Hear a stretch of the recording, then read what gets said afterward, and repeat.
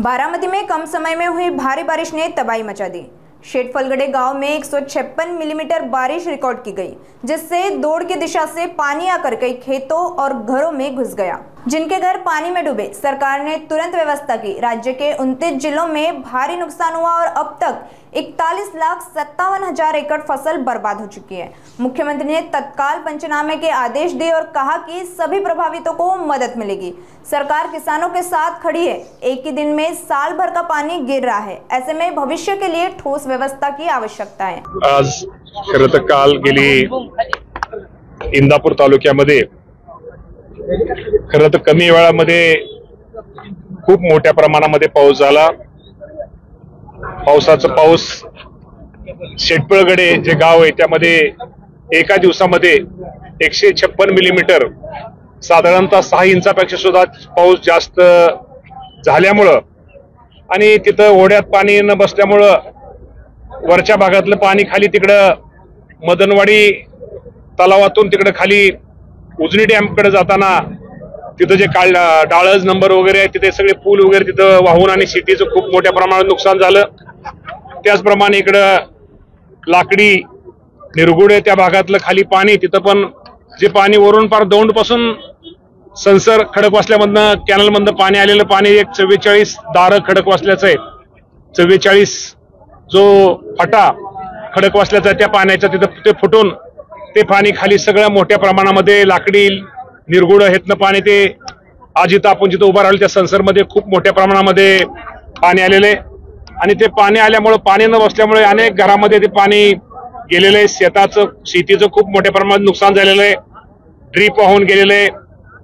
घरामध्ये पाणी गेल्यामुळं निश्चित प्रकारे इथल्या ग्रामस्थांनी, इथले सरपंच, इथले सगळे आजी माजी पदाधिकाऱ्यांनी इथं त्यांची वेगळ्या प्रकारची सोय इथं शाळेमध्ये सगळ्यांची केली, ज्यांची घरं पाण्यामध्ये त्यांची सोय प्रशासनाने आमच्या इथले प्रांतसाहेब असतील, तहसीलदार, बीडीओ सगळ्यांनी तिथं त्यांची सोय केलेली आहे।